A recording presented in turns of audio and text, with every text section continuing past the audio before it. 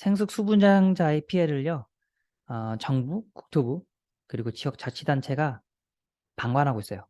전혀 해결하려고 노력하지도 않고 해결할 의지도 없는 것 같아요. 왜냐하면 우리가 목소리가 모이지 않고 그리고 생각보다 적극적으로 정부한테 요청을 안 해요. 음. 하지만 이슈가 커지고 사람들이 한 목소리를 내면요, 정부에서 나섭니다. 자, 그 사례를 하나 소개하면서 저희가 앞으로 어떻게 해야 되는지 좀 설명을 드릴 텐데요. 자, 서울시 사례예요. 깡통 전세 요즘에 이슈 많았잖아요.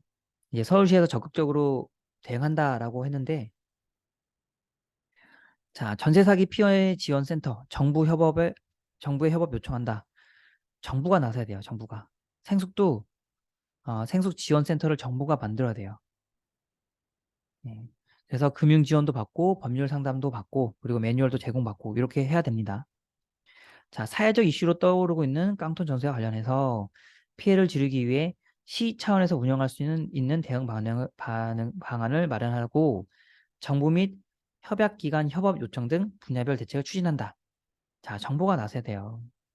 자, 여기 보시면 금융 지원, 뭐 이자 같은 거 좀 지원해주고 그리고 법적 조치가 있을 때 절차 진행 도움받을 수 있는 거 법률 상담 매뉴얼인데 여기 이 내용은 영상 밑에 링크 있으니까 거기 보셔서 자세히 보셔도 좋습니다. 다 서울시에 다 공개된 자료예요. 여기 보시면 이 그림이 중요해요. 정부에서 전세 사기 지원센터를 만들어 주잖아요.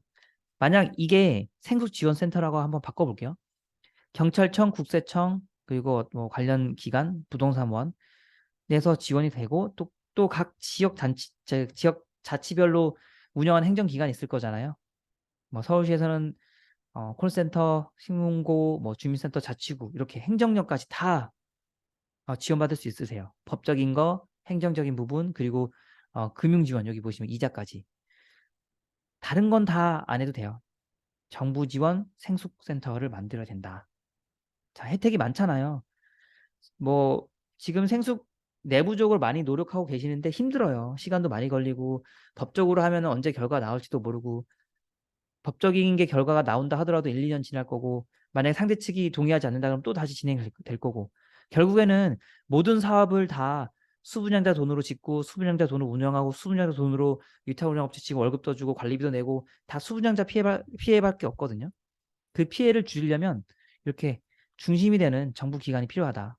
전세 사기 지원센터 이걸 빨리 만들어야 된다라고 생각을 합니다. 뭐 빠르면 올해 중에 만들어 달라고 적극적으로 추진할 거예요. 온라인으로도 활동할 수도 있고 뭐 안 되면은 뭐 저희도 집회 시위해야죠. 각 생숙 전국에 있는 생숙에서 한 5명씩 뽑아가지고 시위한다고 해도 그래도 몇백 명 되지 않을까요? 자기 재산 지금 수억 날리고 지금 수익도 잘 못 받고 이런 단지들도 많은데 가만히 있으면 안 됩니다. 저희 다 같이 해야 됩니다. 자, 여기 보시면 긴급 대출도 해주지 그리고 이자 지원도 해주지 괜찮잖아요. 예, 최장 2년간 대출 및 이자 지원 연장할 수 있도록 협약 기관과 제도 개선한다.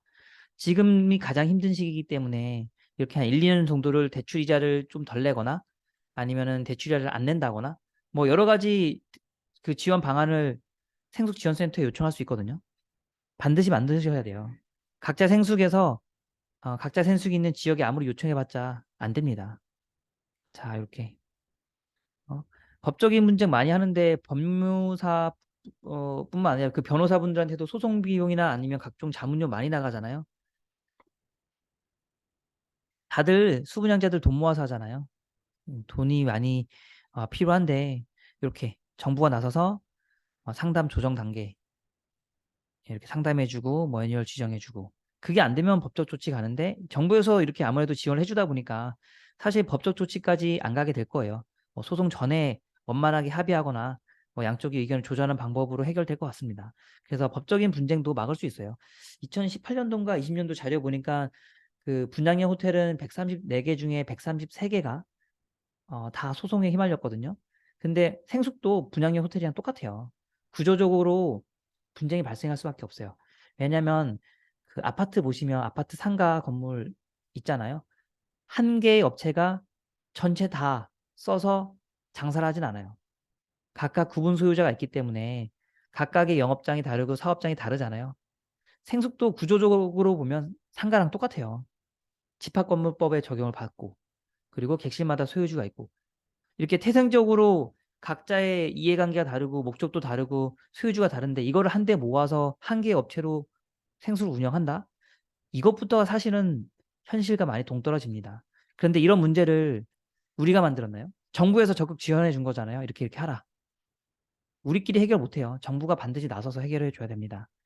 다 같이 저희 모여요. 같이 좀 했으면 좋겠어요. 음, 아직 모르시는 분들 있을 것 같아서 제가 좀 설명을 드리면 자, 어떤 피해 사례가 있을까요? 음, 생숙 내가 이렇게 갖고 있으면서 어떤 피해 사례가 있을까요? 제일 많이 겪는 게 아무래도 이런 거죠. 광고와 다른 수익률. 그렇죠? 뭐 5% 보장해 주겠다, 7% 보장해 주겠다. 나중에 가면 말이 달라지죠. 그런데 이거는 사실 법적으로도 어떻게 할 수가 없어요. 예. 이거 가지고 너네가 보증해라 이렇게 안 된대요. 다 그냥 광고 마케팅적인 성격을 본 거고 자기들도 아, 잘하려고 했는데 영업을 못했어요. 죄송합니다. 이렇게 말하면 의미가 없대요.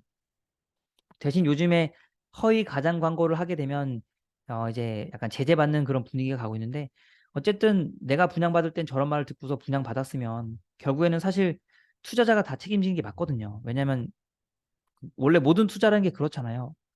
하지만 우리는 억울하죠. 그래서 이거를 좀 해결하기 위해서 제가 정부 지원 생수센터를 만들자. 그리고 저랑 같이 동참하자. 이렇게 말씀드리는 겁니다. 자, 피해 사례 저거 대표적인 사례고요. 다른 하나는 이거예요. 아, 공부 너무 많이 시켜요. 수분양자 정보력과 전문성이 합리적인 의사결정 불가능.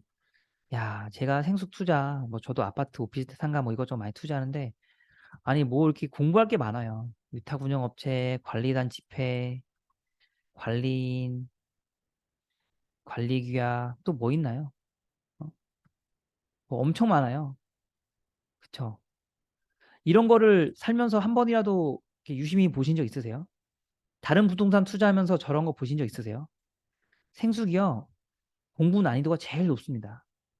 저는 다행히 관리단 집회, 관리인, 관리규약 저기에 대해서 굉장히 잘 알고 있거든요. 저도 관리인을 하고 좀 하고 있기 때문에.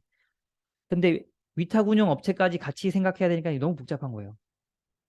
그래서 저는 저만의 이제 어떤 그 분석 툴도 있고 그리고 업무를 많이 해보다 보니까 굉장히 저는 간단하다고 생각하는데 일반적으로 나는 돈 주고 사고 갖고 있다가 나중에 팔고 갈 거야. 뭐 이런 마음으로 투자하신 분들은 저런 걸 아예 받아들이기도 힘들고 공부하기도 싫어해요. 그냥 알아서 해주세요. 이렇게 하는데 그게 이제 생숙에서 가장 치명적입니다.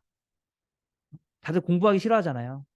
그렇기 때문에 알아서 해주겠지라는 마음이 결국에는 다 파멸로 몰아갑니다. 결코 절대 알아서 해주겠지 없어요. 생숙은. 내가 고생하고 노력하는 것만큼 돌려받게 되고요. 남의 말 믿고 따라가거나 저 사람이 전문성 있는 것 같아. 그럼 난 저 사람 따라갈 거야. 따라가지 마세요. 각자 소신대로 행동하세요. 나중에 책임도 아무도 안 져줍니다.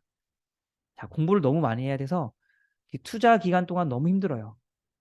예, 그래서 개별로 혼자 대응하기 힘들고 뭐 저처럼 뭐 생숙 전문가한테 상담을 받거나 컨설팅을 받고 해야지 어느 정도 이해가 가능해요. 최소 1대1로 2시간 이상은 제가 상담을 해야 되거든요. 어제도 밤 11시까지 늦게까지 이제 상담을 했는데 그렇게 해야지만 생숙에 대한 기본 이해가 가능해요. 편하게 생숙으로 월세만 받고 월 배당만 받고 이제 그렇게 했으면 좋겠습니다. 위탁 운영 뭐 이런 거 신경 안 쓰고요. 이걸 해결하기 위해서 생숙 지원센터가 필요합니다. 자, 또 법적인 분쟁. 수분양자끼리도 하고요. 간 위탁 운영 업체와 뭐 수분양자 간, 또 뭐 수분양자와 관리업체 간, 관리업체. 뭐 관리비가 뭐 높다 낮다, 뭐 부적절한 인원이 채용되었다. 주장창 법적 소송 붙습니다. 이런 거 안 했으면 좋겠어요. 좀 힘들더라도 원만한 대화로 해결했으면 좋겠는데 사실 힘들죠. 그런데 법적으로 진행해서 절차 받고 하는 것보단 더 나아요.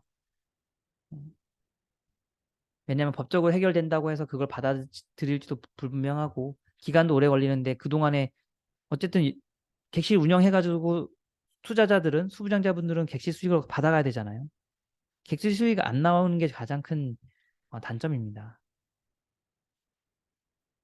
이런 경우도 있어요. 공유 면적을 일부 위탁 운영 업체가 독단적으로 점유. 공유 면적은 말 그대로 공유 면적이에요. 특정 업체가 배타적으로 자기 맘대로 사용하거나 어떤 뭐 수익 활동을 하거나 처분하거나 이렇게 안 돼요. 근데 우리 위탁 운영 업체의 수가 많아. 그렇기 때문에 너네는 작은 위탁 운영 업체니까 너네한테 공유 면적 못 쓰게 할 거야. 이렇게 해요. 근데 저쪽 수분양자들 쪽수가 많으면 그 수가 적은 수분양자들은 어떻게 대응할 수가 없어요. 물론 힘들지만 계속 계속 그 대화하고 협의하고 이런 모습을 해야 되는데 이게 너무 힘들어요. 계속 버텨요. 안 해주겠다. 불법이거든요. 나중에 법적 분쟁 들어가면은 제가 보기에는 문제의 소지가 분명히 있습니다. 왜냐하면 공유 면적이기 때문에 이거를 특정 업체가 마음대로 쓴다는 것만으로도 문제가 되는데 뭐 중요한 거는 잘 협의해서 이렇게 서로 영업할 수 있게 해줘야 되는데 그렇지 않은 데도 있다. 저런 거를 투자 전에 알았다라면 투자하시겠어요? 음, 수분양자의 고통과 그리고 어떤 뭐 힘든 거를 좀 덜어드리고자 저희가 모여야 합니다. 이렇게 분쟁이 있으면 영업 시작일도 계속 늦춰져요. 한 뭐 5월에 영업 시작하겠다라고 했는데 6월, 7월, 8월 계속 늦춰집니다. 기회비용 생각해 보세요.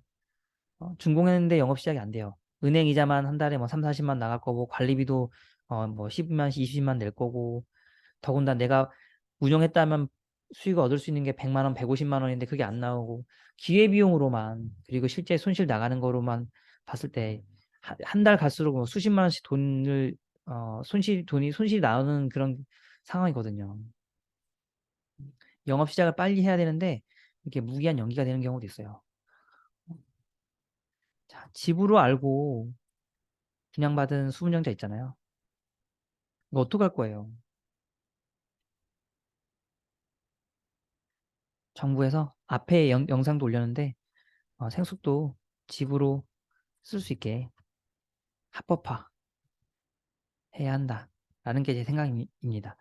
그리고 시간이 걸리지만 충분히 가능성 있다고 봐요. 뭐 오피스텔도 됐는데 생수기야 안 될 이유가 있을까요? 오피스텔보다 훨씬 더 주거 환경도 좋은 생각도 많거든요. 수도권에는. 자, 이런 거를 다 해결하려면 정부에 생수지원센터 설치를 요청해야 된다. 자, 그럼 우리 어떻게 해야 되나요? 제 아래 영상 아래 카페로 모여주세요.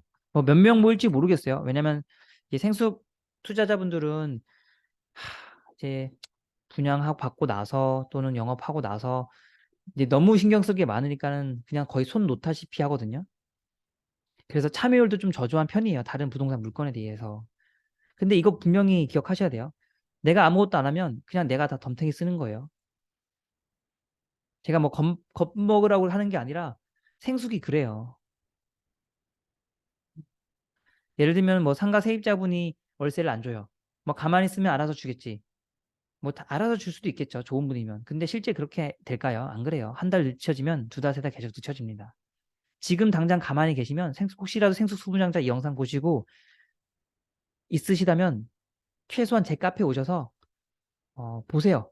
다른 사람 글도 보시고 뭐 제 카카오톡도 있긴 한데 일단은 카페 오세요. 카페 오셔서 고민글도 남기시고 뭐 정보도 좀 얻으시고 불만도 쓰시고 이렇게 많이 글도 주시고 참여해 주세요. 그래야지 내 재산 지킬 수 있습니다. 자, 올해는 꼭 생수지원센터 같이 만들도록 노력했으면 좋겠습니다. 뭐 저거 지원센터 만든다고 해서 뭐 제가 센터장 되고 그런 거 없어요. 다 정부에서 알아서 이제 담당자 지원하기 때문에 뭐 제가 저기서 직접적 관련된 일을 하거나 그런 거 없을 겁니다. 단지 정부에서 나서주니까 소통할 창구가 생기는 거고 우리가 겪는 이런 문제들을 해결할 수 있는 방안이 있다. 이제 그 정도입니다. 자, 여러분 꼭 제 카페 오셔서 같이 힘을 합치면 좋겠습니다. 네, 감사합니다. 꼭 부탁드릴게요.